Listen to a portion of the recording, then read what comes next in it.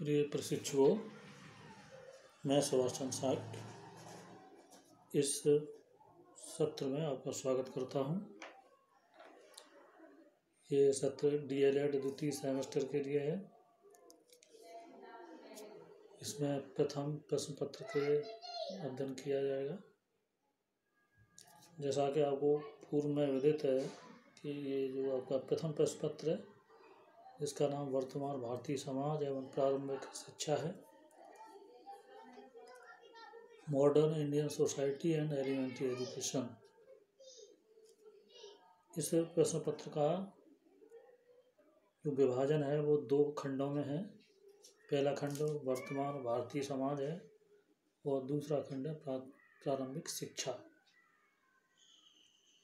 तो जो पहला खंड है वर्तमान भारतीय समाज, ये आपको डॉक्टर स्तुति यादव मैडम पढ़ाएंगी, और दूसरा खंड प्रारंभिक शिक्षा, ये मैं आपको पढ़ाऊंगा। तो आज का टॉपिक शुरू करते हैं।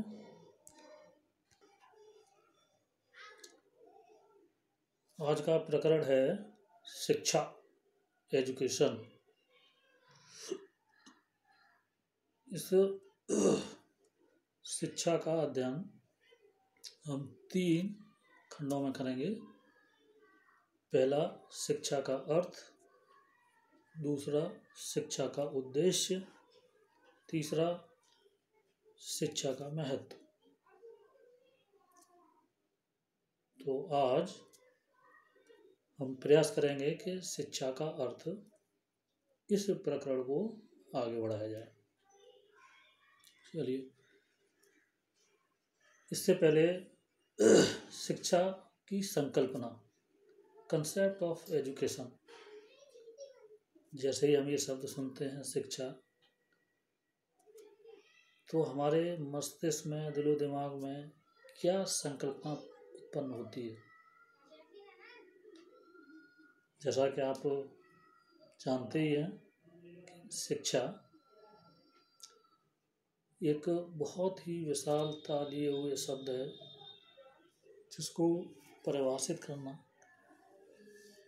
या थोड़े से शब्दों में अभिव्यक्त करना मुश्किल हो जाता है। लेकिन फिर भी जो वर्तमान परिप्रेक्ष्य में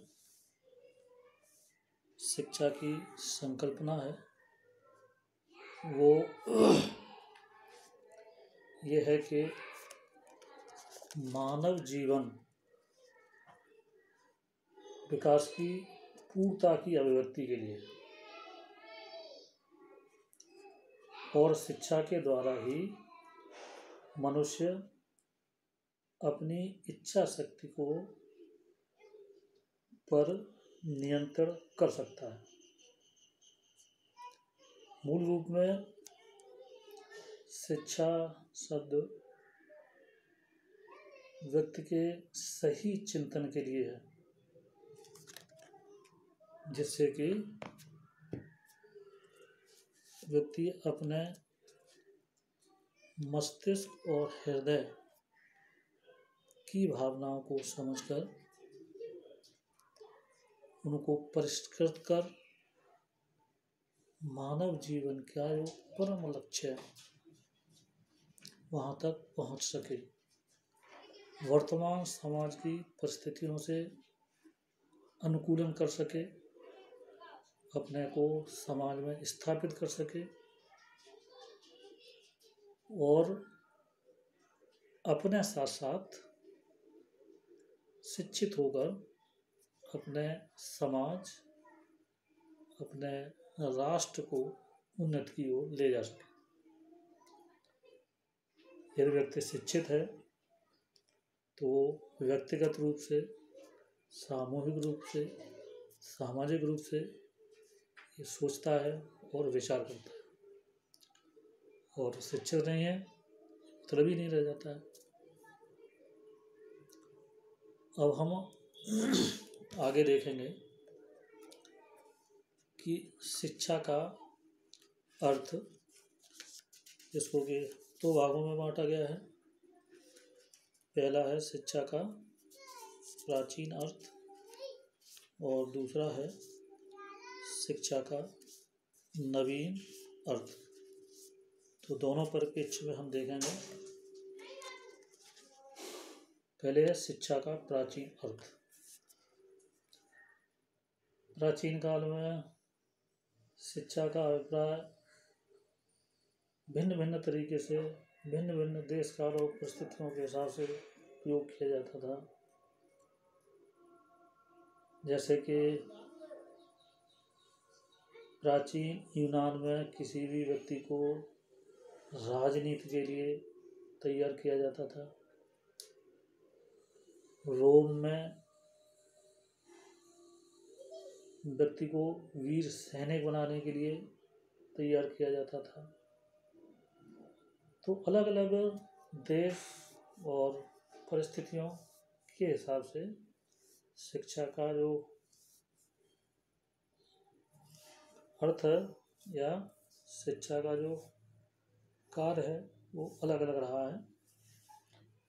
प्राचीन समय में हमारे देश में शिक्षा की जो सबसे प्रमुख कार्य था वो था कि व्यक्ति को अनुशासित जीवन में रहना, धर्म और सत्य को अपने जीवन में उतारना और नैतिक रूप से अपने को सुदृढ़ करना। बहुत सारी चीज़ें हैं, इनमें से कुछ को मैंने जिन्हें ज़्यादा महत्वपूर्ण समझा है वो शामिल किया है। आप जब बुक्स पढ़ेंगे तो उनमें आपको विस्तृत रूप से मिलेगा। तो अपने भारतीय परिप्रेक्ष्य की दृष्टि से कि प्राचीन समय में जो हमारी शिक्षा व्यवस्था थी या शिक्षा प्रणाली थी, उसके अनुसार शिक्षा का मूल उद्देश्य क्या था, जिनमें पहली चीज़ है आध्यात्मिकता, स्पिरिचुअलिटी। आध्यात्मिक होना बहुत ही जरूरी होता है, क्योंकि बिना आध्यात्मिक हुए हम न अपने आप को समझ सकते हैं न बाहरी जगत को समझ सकते हैं। मूल रूप से जो आध्यात्मिकता है वो इस लोक, वैसे ये प्राचीन शब्द है लोक, लोक मीन्स शरीर या देह कहते थे प्राचीन भाषा में, क्योंकि इस समय के अंतराल के हिसाब से भाषाएं और उनके अर्थ बदल जाते हैं। ठीक उसी तरीके से अब आध्यात्मिकता का अर्थ किसी स्पिरिचुअल या दैवी स्वरूप के लिए इस्तेमाल किया जाने लगा है, लेकिन मूल रूप से वास्तविकता में ऐसा नहीं है। क्योंकि जो हमारा ये लोक है, हमारा शरीर है, ये हमारा आंतरिक लोक है और इसके बाहर जो है वो दूसरा लोक है, परलोक। तो इन दोनों लोकों के बीच में मीन्स हमारे शरीर की आंतरिक लोक और बाहरी दोनों के बीच समन्वय स्थापित करना और इस तरीके की कार्य प्रणाली या पद्धति बना के रखना कि दोनों में सामंजस्य स्थापित हो सके, ये आध्यात्मिकता का मूल स्वरूप था। दूसरी चीज़ ये है आत्मशुद्धि, अपने आप को शुद्ध रखना, शारीरिक रूप से, मानसिक रूप से, भावात्मक रूप से। आत्मशुद्धि हमारी प्राचीन शिक्षा का मुख्य अंग था, क्योंकि जब तक हमारे विचार शुद्ध नहीं होंगे, मन शुद्ध नहीं होगा, तब तक हमारे कार्य शुद्ध नहीं होंगे। क्योंकि जो हम सोचते हैं, जैसा हम विचार करते हैं, वैसे ही हम कार्य भी करते हैं। तो जो हमारी भावाव्यक्ति या विचार हैं वो हमारे कार्य रूप में परिणित होकर के सामने आते रहते हैं। आगे अगला बिंदु है कर्मोपासना पर बल, मीन्स वर्क इज वर्शिप, कार्य ही सर्व प्रमुख है। कर्म की ही उपासना करना चाहिए। मीन्स हमें भाग्य के भरोसे नहीं रहना चाहिए। भाग्यवाद का खंडन किया गया है, क्योंकि जब हम कार्य करेंगे तो उस कार्य का परिणाम हमें मिलेगा ही। इसलिए कर्म को प्रधान रखा गया और कर्म पर बल दिया गया और कहा गया कि हमें अपने कार्य की उपासना करना चाहिए, कार्य को पूजा की भांति करना चाहिए। आगे का बिंदु है धर्म एवं आचरण में नियमों की प्रधानता। धर्म जिसे धारण किया जाए, जिसका हम अपने दैनिक जीवन में धारण कर उसके अनुसार आचरण करें, तो इन नियमों का मुख्य रूप से पालन करवाया जाता था हमारी प्राचीन भारतीय जो शिक्षा प्रणाली थी उसके माध्यम से। और ये प्रयास किया जाता था कि धर्म धारण करने के बाद इस तरीके का आचरण किया जाए कि नैतिकता के मापदंडों पर खरा उतरा जा सके। अगला बिंदु आनंद एवं मोक्ष या निर्वाण की प्राप्ति। इस दुनिया में, इस संसार में ऐसा कौन नहीं है जो ये न चाहता हो कि मैं आनंद से रहूं, मुझे किसी तरह की दिक्कत ना हो, और यही कामना करता है कि हे प्रकृति या हे सर्वशक्तिमान, आप हमको इस तरीके से वरदान दीजिए या हमारी ऐसी सहायता कीजिए कि हम आनंद के साथ जीवन व्यतीत कर सकें और जो हमारा जीवन है उसकी जो परम गति है मोक्ष या निर्वाण, उसकी प्राप्ति हो सके। वैसे मोक्ष या निर्वाण का शाब्दिक अर्थ छूटना होता है, छूटना, अलग होना, दूर होना। निर्वाण और मोक्ष दोनों एक दूसरे के पूरक है। अब हम देखेंगे शिक्षा का नवीन अर्थ। अभी तक हमने शिक्षा के प्राचीन अर्थ के बारे में चर्चा की थी। अब शिक्षा का नवीन अर्थ क्या है? तो इसमें पहली बिंदु है शिक्षा का शाब्दिक अर्थ, एटिमोलॉजिकल मीनिंग ऑफ एजुकेशन। शाब्दिक अर्थ में जैसा आप देख रहे हैं पाली ऑब्लिक संस्कृत सिक्का, ये थोड़ा सा मिस्टेक हो गया है, यहाँ का की जगह खा बनेगा, सिक्खा। पाली शब्द है सिक्खा और संस्कृत का शब्द है शिक्षा, शिक्षक। क्योंकि पाली भाषा में संयुक्त अक्षर नहीं होते हैं और इन दोनों धातुओं का जो अर्थ है शिक्षा, शिक्षा का मतलब है नियम पालन करना, और संस्कृत धातु शिक्ष का मतलब है सीखना और सिखाना। तो इस तरीके से पाली जो हमारी प्राचीन भाषा है और जो नई भाषा संस्कृत है, इन दोनों में शिक्षा और शिक्ष दोनों धातुओं का मतलब नियम पालन करना और सीखना सिखाना है, जिसको कि दूसरा वर्ड है जो अंग्रेजी का है एजुकेशन। ये एजुकेशन शब्द लैटिन भाषा के 3 शब्दों से मिलकर बना है। कहने का मतलब एजुकेशन के लिए 3 शब्दों का इस्तेमाल किया जाता है। पहला है एजुकेटम, दूसरा है एजुसियर और तीसरा है एजुकेयर। तो सबसे प्रमुख शब्द है एजुकेटम, ये भी 2 शब्दों से मिलकर बना है, ई प्लस डी को। ई का अर्थ है आउट ऑफ, मीन्स अंदर से, फ्रॉम इनर टू आउटसाइड। और जो दूसरा शब्द है ड्यूको, ड्यूको मीन्स टू लीड फोर्थ, आगे बढ़ाना या अग्रसर करना।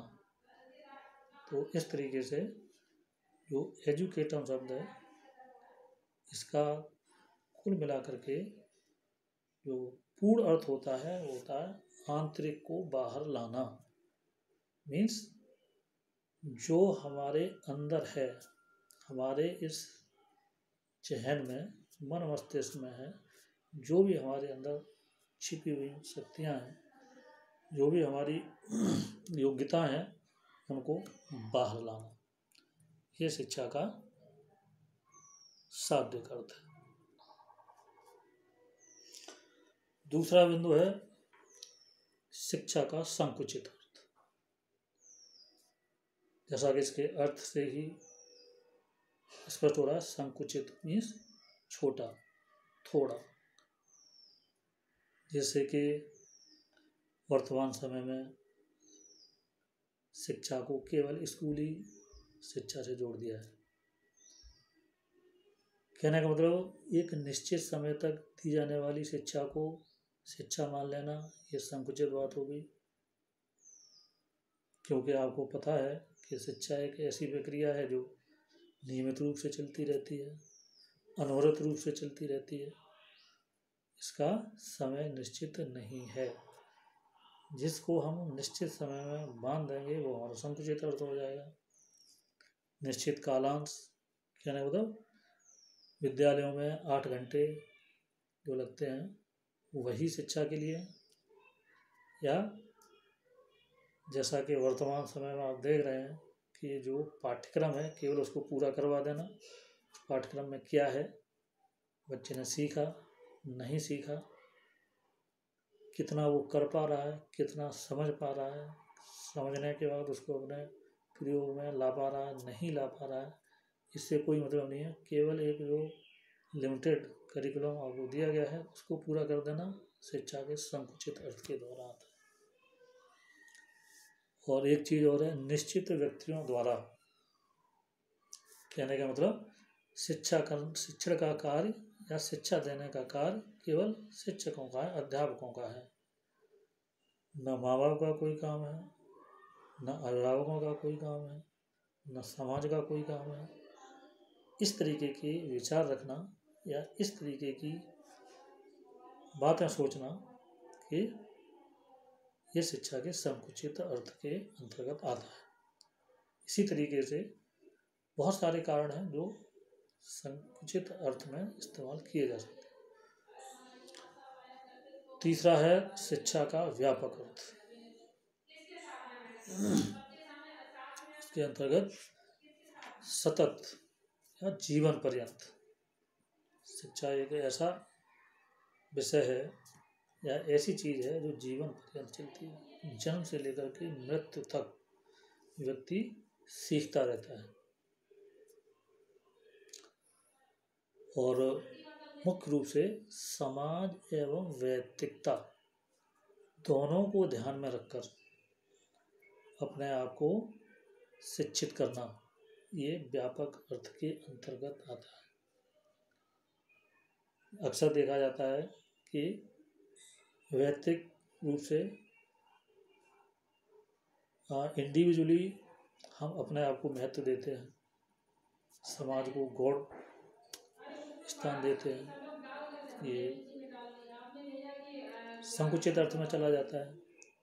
लेकिन जब यहीं पर इसको हम व्यक्ति रूप से अपने आप को शुद्ध रखना और अपने आप को इस तरीके से प्रशिक्षित करना कि जिस समाज में हम रह रहे हैं उस समाज को कोई हानि हमारी वजह से ना हो, तो इस तरीके से अपने आप को एक अच्छा और उत्तम जीवन जीने के लिए तैयार करना, जिसमें से कि अच्छे लोग तैयार हों, अच्छा समाज बने। ये शिक्षा का व्यापक अर्थ है जो कि व्यक्ति जीवन भर सीखता रहता है। अगला है शिक्षा का वास्तविक अर्थ। शिक्षा के वास्तविक अर्थ में आपको किताबों में बहुत सारी परिभाषाएं मिलेंगी।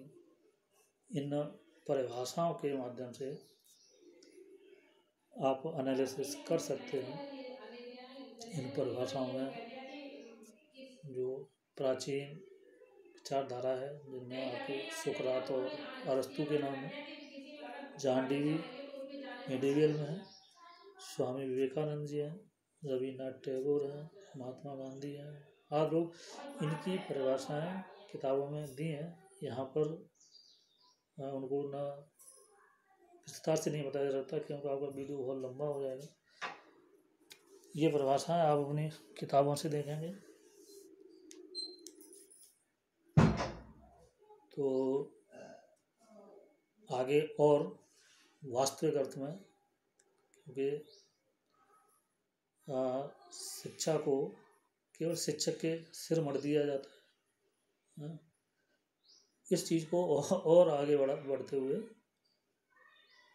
एडम्स ने कहा है कि शिक्षा द्विमुखी प्रक्रिया है, क्योंकि शिक्षक और विद्यार्थी, शिक्षक और शिक्षार्थी जब दो होंगे तभी तो शिक्षा हो पाएगी।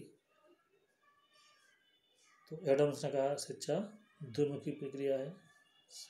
ये bipolar education system, education process. दूसरा त्रिमुखी प्रक्रिया, जॉन डीवी ने कहा शिक्षा त्रिमुखी प्रक्रिया है कि केवल शिक्षक और शिक्षार्थी पर ध्यान दिया जाएगा। तो जो तीसरा मुख्य बिंदु रह गया पाठ्यक्रम, उसका क्या होगा। डीवी ने कहा शिक्षा त्रिमुखी प्रक्रिया है। और आज महसूस किया गया कि शिक्षा त्रिमुखी प्रक्रिया नहीं, शिक्षा बहुमुखी प्रक्रिया है, जिसमें बहुत सारे आयाम हैं। शिक्षक, शिक्षार्थी, पाठ्यक्रम, समाज आदि, इनको बहुमुखी प्रक्रिया के अंतर्गत सम्मिलित किया गया है। तो इन सारी चीज़ों पर जब हम ध्यान देते हैं या इन शिक्षा के अर्थों को देखते हैं तो ये बिंदु निकल के आते हैं कि जो शिक्षा है वो विकास की एक निरंतर चलने वाली प्रक्रिया है, या ऐसे कह सकते हैं कि शिक्षा जीवन भर चलने वाली प्रक्रिया है। या शिक्षा बालक के मनोविज्ञान पर आधारित है। जो बालक अपने मन से सीखना चाहता है वो उसी पर ज़्यादा ध्यान देकर सीखता है। या शिक्षा वैयक्तिक व सामाजिक दोनों प्रकार की प्रक्रिया है। या शिक्षा सर्वांगीण विकास की प्रक्रिया है, जिसमें कि व्यक्ति का शारीरिक, मानसिक, चारित्रिक, सामाजिक व सांस्कृतिक एवं आत्मिक विकास सम्मिलित है। और शिक्षा सतत चलने वाली प्रक्रिया है।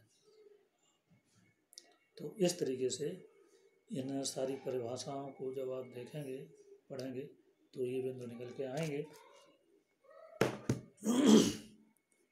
बस इसी के साथ आज हमारा सत्र संपूर्ण होता है।